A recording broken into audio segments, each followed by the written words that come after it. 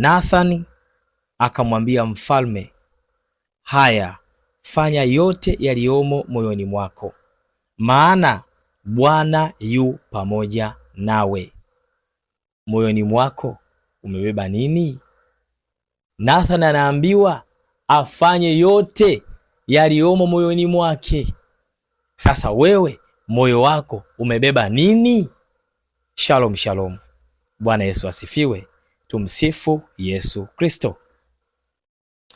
Mpendwa ambaye unaendelea kufuatilia mafundisho haya kupitia channel hii ya Mikono ya Kristo hapa YouTube pamoja na mitandao ya kijamii Instagram, Facebook na TikTok. Mungu akubariki sana.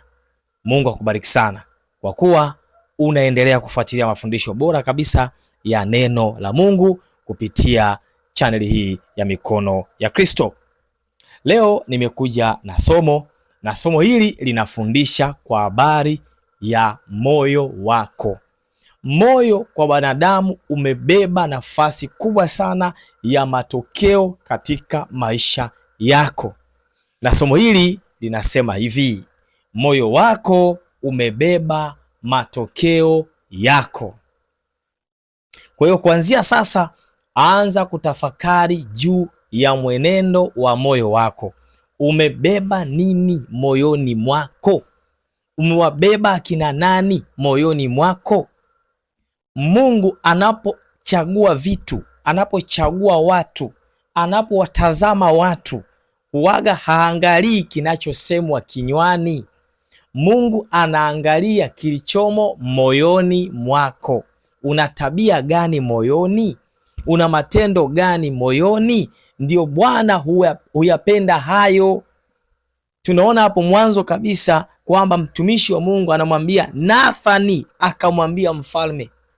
Mfalme ameambiwa nini? Haya, fanya yote yaliyomo moyoni mwako. Kwa hiyo sio fanya, tenda, amua, zungumza yaliyomo moyoni mwako. Moyoni mwako umebeba nini? Kwa nini anamwambia hayafanya hayo? Anasema maana Bwana yu pamoja nawe.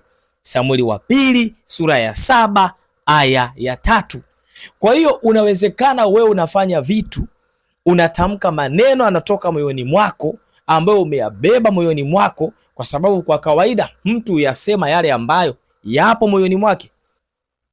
Cha kwanza ni kuhifadhi vitu, alafu vilivyojaa, vikijaa moyoni ndio mtu huvitoa vilivyo moyoni mwake. Kwa hiyo ukiona mtu ni mkarimu, ni moyoni mwake, sio nje. Haigizi huyo. Ana moyo wa utoaji. Yule bwana ana moyo wa utoaji kweli. Yule mama ana moyo wa kusaidia. Jamani, huyu dada ana moyo wa kuhurumia. Moyoni mwako kuna nini? Kimsingi Mungu alituumbia mioyo safi. Mungu alituumbia mioyo safi katika maisha yetu. Ila sisi wanadamu, kulingana na tabia na asili ya maisha yetu, tukaichafua hii mioyo, ikaleta shida katika maisha yetu ya kila siku. Na ndio hii inaamua matokeo ya maisha yetu. Kwa hiyo moyo wako unakuamulia wewe matokeo katika maisha yako. Moyo wako unawaza nini? Kama Nathani anamwambia mfalme aseme kilicho moyoni mwake, maana Bwana anafanya nini? Anasikia ili apate kutenda. Kumbe unaweza ukasema moyoni, ukawaza vitu moyoni mwako na vikatokea, kwa sababu vinafanya kazi kuanzia moyoni, sio nje. Hakuna kitu kinaanzia nje ya mtu, mwilini nje, hapana. Kinaanzia moyoni mwako. Sasa hapa kuna majanga mengi sana huwa yanatokea maeneo haya. Kuna na majanga mengi sana huwa yanatokea maeneo haya. Kwa mfano, mtu anapewa kazi ya kuhamasisha au kwenda kufundisha. Anakwenda kufundisha watu kwa habari ya utoaji. Unajua kinachofanya kazi ili watu wale wasikie wewe umebeba nini? Ulichokibeba ndicho unachoenda kuwarisha hata kama hawakijui. Yaani wanaweza wasijue wewe umebeba nini, lakini ulichokibeba ndicho atakachokipokea. Nataka kusema hivi: wewe hauna asili ya utoaji. Moyo wako sio wa utoaji hata kama hawakujui. Unaenda sehemu kuhamasisha utoaji, lakini wewe moyoni mwako sio mtoaji. maana yake ile nguvu ya utoaji haifanyi kazi ndani yako. Huwezi kuhamasisha mtu yoyote akatoa kwa ukarimu, kwa sababu wewe ndani yako hakuna hiyo nguvu. Unapoenda kumhamasisha mtu, inatakiwa nguvu yako ihamie kwake. Unaadaptisha, sijui nisemeje Kiswahili kizuri, utiseme unaungamanisha nguvu yako na ya kwake, halafu inamvuta kwa ajili ya kutoa. Yani nguvu ya kwako imetoka moyoni mwako inaingia kwa mtu mwingine, halafu inaenda inaakisi ile nguvu ndani yake, halafu yule mtu anajisikia kutoa kwa sababu moyo wako ni wa utoaji. Na inawezekana mkawa mmeanza kunielewa sasa hapa.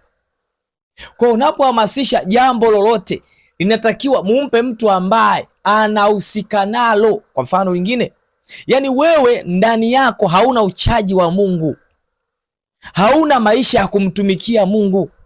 Wewe nafasi ya kuwaonya wengine wamtumikie Mungu unaitoa wapi? Sasa hii inazungumza moyoni.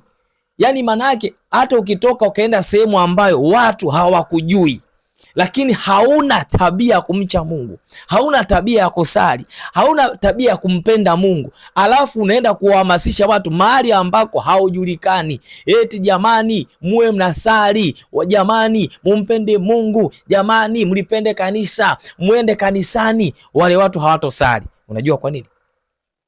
Kwa sababu hiyo nguvu ndani yako haipo, ambaye unaweza ukaitoa ikaingia kwao ikaakisi, wakapata nguvu yako, wakajisikia kwenda kanisani. Jambo lolote ili lifanyike linakuhitaji wewe uwe unalifanya.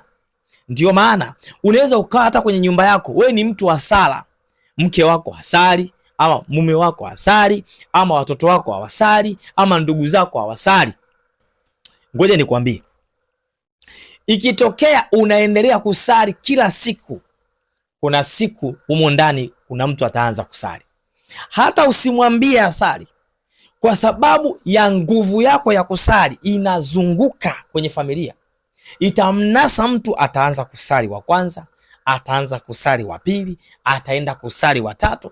Utajikuta familia nzima ama karibu ya watu wote wanasali kwa sababu tu wewe unasali, sio kwa sababu umewaambia wasali.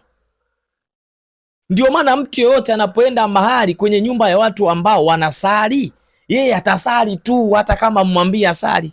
Hata la kuna wakati ataona hii inawezekana vipi? Ndipo nguvu ya sala inapomvaa yeye na kuingia kwenye sala. Hivyo mnaweza mkawa mahali mna grupu lenu, nyinyi ni watoaji.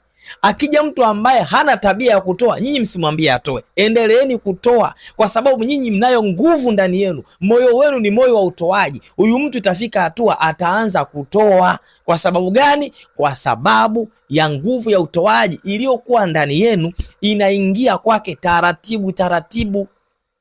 Ndio somo linasema moyo wako umebeba matokeo yako.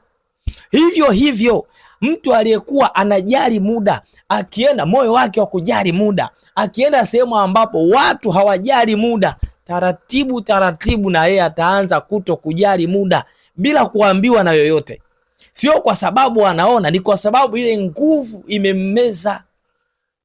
Na tamaduni ziko hivyo. Ukienda mahali ambapo kuna tamaduni mbaya na wewe ukusimama vizuri katika tamaduni njema zinazompendeza Mungu, maisha ya Kikristo yanayompendeza Mungu, wale watu watakumeza kwa tamaduni zao, kwa sababu mioyo yao imejaa vitu hivyo, vinakumeza wewe.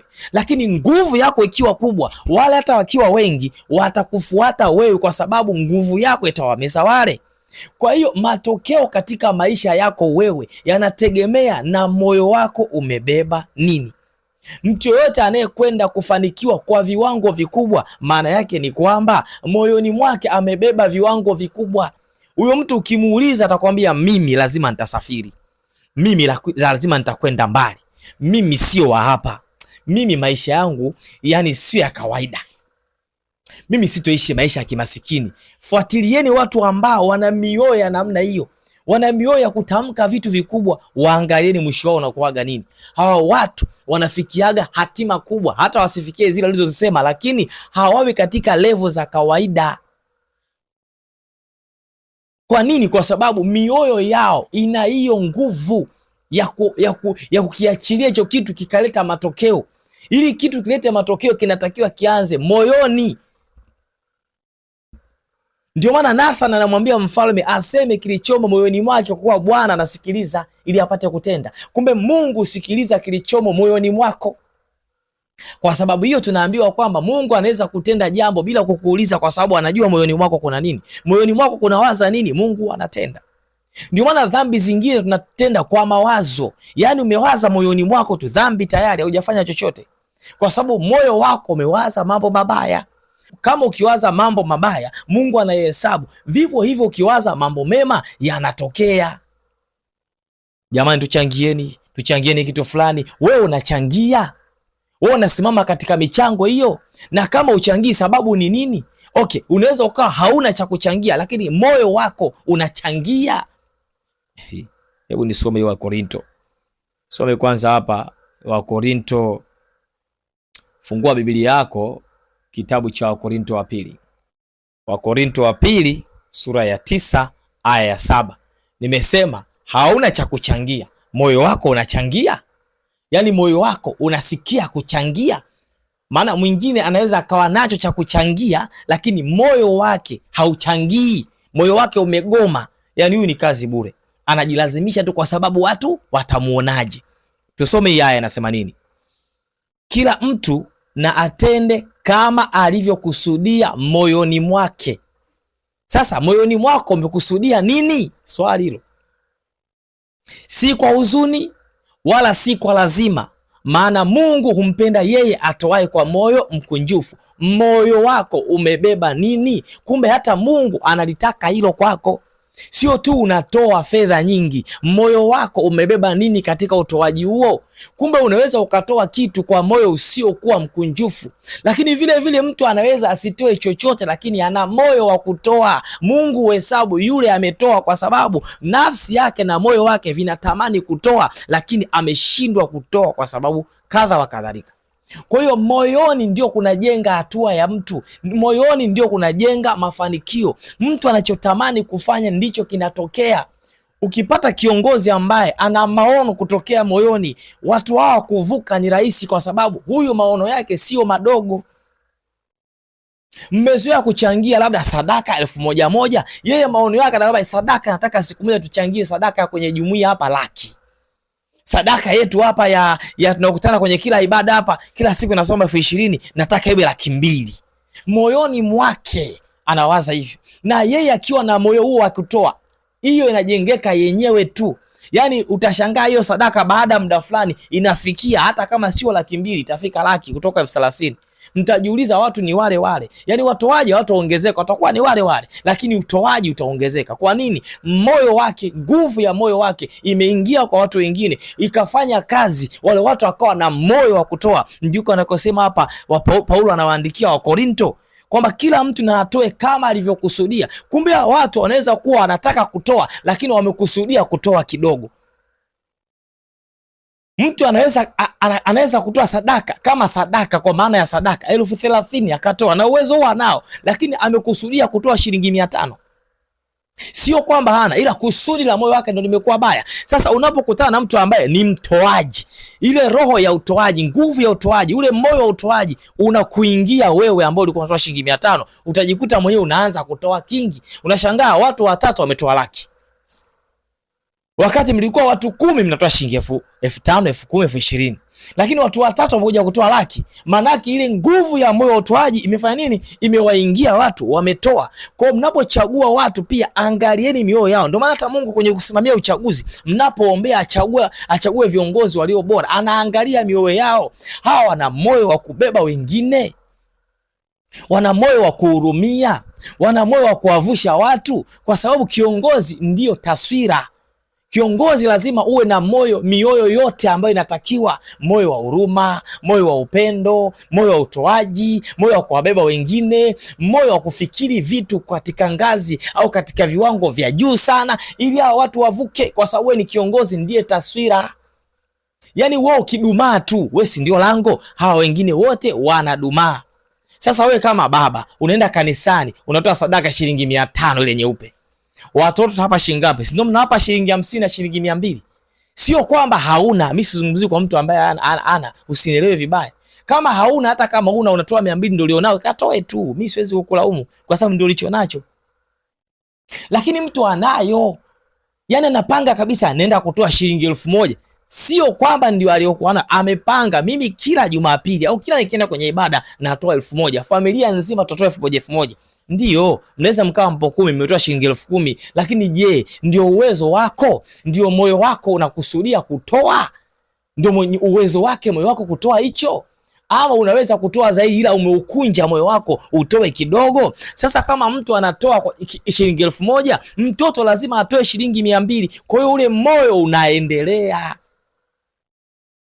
Ndio maana sehemu ya watoaji utaona tu hapa kuna watoaji, sehemu ambayo haina watoaji utaona tu kwamba hapa hakuna watoaji. Changamoto hapa sio utoaji, changamoto ni moyo wa utoaji. Kwa sababu sio kila siku mtu anakosa, lakini kila michango inapokuja mtu anatoa ile ile. Jamani, tumekusudia kila tunapoenda kutoa sadaka ya pamoja tutoe walau shilingi 10,000 au shilingi 10,000 au shilingi 15,000. Unashangaa, yani miaka yote inatoka 15,000. Unajiuliza, hawa watu miaka yote wamebarikiwa shilingi 15,000? Jibu lake ni hapana, ila moyo wao umebeba 15,000, ndio maana anatoa 15,000. Moyo wa utoaji unatakiwa uwe ni free heart, moyo ambao uko neutral, moyo ambao haubebwi na masharti, moyo ambao wenyewe ukipata unatoa. Ndio moyo ambao Mungu anataka awe nao kila mmoja. Tumesoma kwa habari ya Wakorinto, lakini tuwe tukaone tena kwa habari ya Mambo ya Nyakati wa Pili. Mambo ya Nyakati wa Pili sura ya 6 aya ya 7. Sura ya 6 aya 7. Tunasoma tena kitu kingine hapa.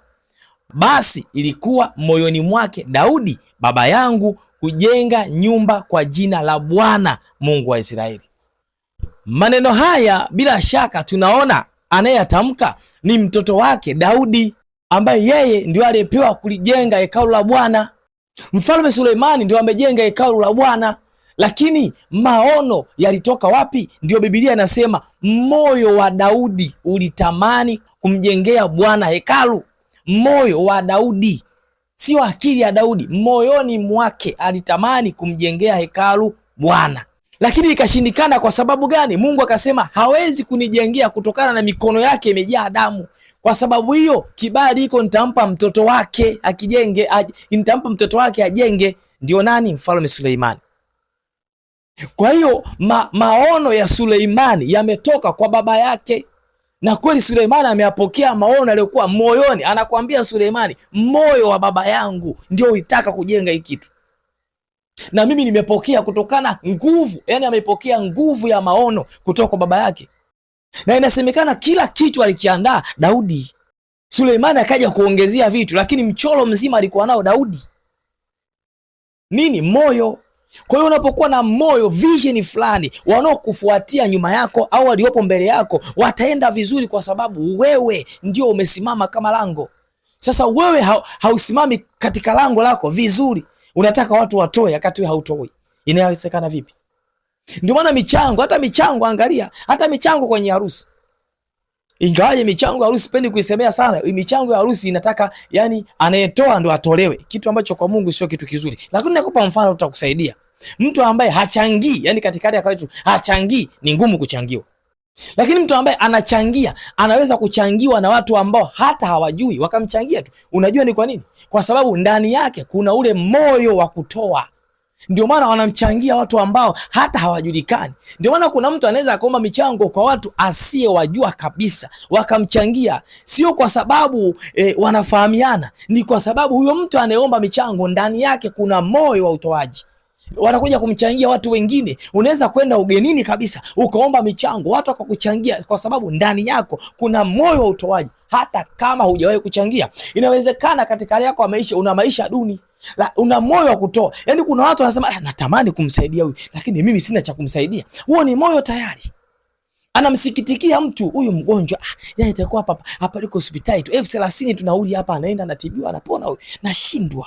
Ataishia tu, pole bwana ndugu yangu, pole bwana, Mungu akusaidie. Moyoni mwake anaumia. Kwa sababu gani? Ana moyo wa kutoa. Kwa hiyo ukishakuwa na moyo wa kutoa, automatic hicho kitu kinavuta wengine. Yani unapotembea utaona tu kuna baraka zitakujia. Utakapoomba wewe kuchangiwa, hata kama hujawahi kumchangia mtu yoyote, watu watakuchangia. Utajiuliza, mbona mimi sijawahi kumchangia mtu yoyote? Moyo wa kuchangia unao ndani yako. Moyo wa utoaji unao ndani yako. Moyo wa kuhurumia unao ndani yako. Unapoyatenda moyoni, Mungu anasema huyu moyo wake ni mzuri sana. Sema tu sijambariki ama hajainuka bado. Unashangaa mambo yanaweza kutokea tu mazuri, kutokea upande usio ujua. Ni kwa sababu moyo wako umebeba. Kwa hiyo nataka kufundisha nini? Nimekuambia hapa, moyo wako umebeba matokeo yako. Kwa hiyo matokeo mabaya unayoyapata ni kwa sababu ya moyo wako. Una moyo gani? Una moyo wa kuwapenda wengine? Mtu anaweza kuonekana hafai, lakini watu wakakwambia yule jamaa mkali, ila ana upendo kweli. Umeona hicho kitu? Vitu ambavyo kama viendani hivi, lakini wanakuambia ana huruma yule. Yule bwana haingiliki, lakini ana huruma kweli. Mimi kawe kunisaidia yule. Kweli hata mimi kashawahi kunisaidia yule. Ule moyo ule unaenda. Ule haupingiki kwa maneno ya mtu. Mtu anaweza kuwa anaonekana maneno yake ni makali, lakini moyoni mwake amebeba nini? Alafu mtu anaweza kuonekana ni mkarimu sana, lakini moyoni mwake amebeba nini? Usimuone vile yule. Anajifanya mpole, lakini nakwambia yule hafai. Ujue huyo hata katika kujitolea, hata tukwenda kumchangia ni ngumu. Hata tukwenda kumsaidia itakuwa ngumu. Popote atakapoenda, wanapomjua hata wasipomjua, kuna nguvu ya utoaji inayokaa ndani ya moyo wa mtu. Ndio maana Mungu anaangalia zaidi moyo, sio maneno yako. Moyo wako uweze kutenda yaliyo mema. Kama moyo wako una mambo mema, kinyume na hapo wewe unatenda ili uonekane. Kwa hiyo utaonekana unatenda mambo mema, kumbe target yako ni kuonekana. Ila mtu ambaye ndani yake moyo wake umejaa utoaji, ataonekana tu ni mtoaji. Ataonekana kwamba mtu ni mtoaji. Kwa hiyo somo la leo likufundishe kwamba unaposimama kama lango, ujue moyo wako ndio utakavyowapeleka wale unaowaongoza. Ukiwa kiongozi, moyo wako ulichobeba ndicho kitakachobebwa na wale unaowaongoza. Iwe kwenye familia, iwe kwenye vikundi, iwe kwenye taasisi, iwe kwenye ofisi, iwe kwenye mazingira ya biashara na maeneo mengine yote. Yaani huyo kiongozi aliyechaguliwa ama mliyemchagua, moyo wake ndio utabeba wale anaowaongoza. Mtu yoyote kutaka kujua huyu anayewaongoza wanafananaje, muangalie mwenyewe. Amebeba nini? Mtu wa utoaji anaweza kukaa kwa watu ambao hawana kitu, akamwambia sikilizeni, hapa nataka tuchangie milioni 1. Sawa. Yaani unashangaa watu wanapata nguvu ya kuchangia. Hawajawahi kuchangia hata laki. Yeye kawaambia tunachangia milioni 1. Hawa watu wanaweza kukushangaza. Ukashanga mtu ameingia, wanaanza kujitoa. Sio kwamba wanajitoa kwa sababu ya neno alolisema, hapana. Wanajitoa kwa sababu ya ile nguvu ya moyo, nguvu iliyoko ndani ya moyo wake. Ile nguvu inawafuata watu. Chukua hiyo usipuuze. Moyo wako umebeba matokeo yako. Ni matumaini yangu umepata maarifa. Mikono ya Kristo kwa neno la maarifa. Mungu akubariki sana kwa kuendelea kufuatilia mafundisho haya. Najua unatenga muda wako. Mungu akuinue, akuzidishie. Kama kuna mahali pamepungua, Mungu akuzidishie, akufungulie madirisha ya baraka ya mbinguni. Endelea kufuatilia mafundisho haya kwenye mitandao yetu ya kijamii, Instagram, Facebook pamoja na TikTok. Lakini pia wewe unafuatilia hapa YouTube, usisahau kubonyeza hiyo button imeandikwa subscribe. Bonyeza hiyo ili tunapokuwa tuna post mafundisho, tunapoweka haya mafundisho uwe wa kwanza kuyapata. Bonyeza hiyo, weka na kikengele pale, utakuwa unapata notification kwa haraka sana. Lakini pia inatupa nguvu ya sisi kujua kwamba watu wanasikiliza, watu wanawafikia mafundisho haya. Unajua unapofundisha jambo fulani ukagundua kuna mtu mmoja au wawili au watatu wanasikiliza, inakupa nguvu. Ingekuwa ngumu sana kama Yesu angefundisha mahali hakuna watu. Ndio maana kila alipofundisha Yesu watu walijaa. Kama pangekuwa hapana watu, Yesu angeacha huduma hapo, angeenda sehemu nyingine. Vile vile Yohane alikuwa nyikani, watu wakaenda. Kwa alipata nguvu kwamba watu wanasikia neno. Sasa sio lazima wawe wengi, hata unapokuwa mmoja tu. Unajua mtu mmoja anapookolewa, mbinguni wanapiga shangwe za kelele nyingi sana. Huyo ni mmoja tu. Kwa hiyo katika mahubiri yetu, katika mafundisho yetu, tunapompata mtu mmoja ama mafundisho haya yatakapokuvusha kutoka sehemu moja kwenda sehemu nyingine, sisi tunafurahi. Kwa hivyo endelea kufuatilia mafundisho haya. Unaweza ukaweka comment yako hapo. Amen. Namshukuru Mungu kwa mafundisho. Shukuru tu. Kushukuru inatosha. ni baraka tosha kwa Mungu. Mafundisho haya ni bure kabisa. Ni bure kabisa. Gharama yako labda kuunga kifurushi cha kwenda kufuatilia mafundisho haya, lakini kimsingi ni bure kabisa. Kama una mahitaji binafsi, kuna namba za simu hapo, unaweza kutupigia kutoka mahali popote ulipo. Lakini ukiwa nje ya nchi, kwenye hizo namba andika alama ya jumlisha 255, utaendelea. Utaitoa hiyo sifuri. Ukiitoa sifuri, weka alama ya kujumlisha, alafu andika 255, endelea na namba zilizopo utupigie. Ama kama ni gharama nyingi kupiga simu, unaweza ukajiunga kwenye WhatsApp tukawasiliana. Na Mungu akakubariki na Roho Mtakatifu akakuhudumia, maana kazi ya Mungu, mtendaji kazi ni Roho Mtakatifu. Sisi wengine ni watumishi tu wa Mungu. Tunafanya kile ambacho Mungu amekikusudia tukifanye, kama kufundisha, kuwaombea watu, kusaidia kutafasiri ndoto zao, kuwasaidia katika mambo mbalimbali ya ushauri na mambo mengine kadha wa kadhalika kadiri ya shida utakayokuwa nayo. Kwa hiyo endelea kufuatilia, lakini nikuombe ama tukuombe sisi kama timu ya Mikono ya Kristo, endelea kushare mafundisho haya kwa wengine, kutuma kwa wengine, watumie wengine, marafiki zako. Kama mnavotumiana vitu vingine, watumie ili ujumbe wa Mungu upate kufika, upate kwenda mbele, na Mungu atakubariki sana sana sana sana kabisa. Basi kwa somo hili ambalo nimekufundisha kupitia mafundisho haya yanahusu moyo wako, tengeneza moyo wako. Hakuna gharama kutengeneza moyo. Maandiko nimekupa, tengeneza moyo wako. Kuwa na moyo wa huruma, kuwa na moyo wa upendo, kuwa na moyo wa uchaji, kuwa na moyo ambao unampendeza Mungu. Na hayo matokeo yatakuwa kadiri ya moyo wako ulivyo. Kwa hivyo usisahau hiyo, moyo wako umebeba matokeo yako. Ulikuwa na mimi mtumishi wa Mungu Norbert Simon Mpunga. Hadi wakati mwingine, bye bye.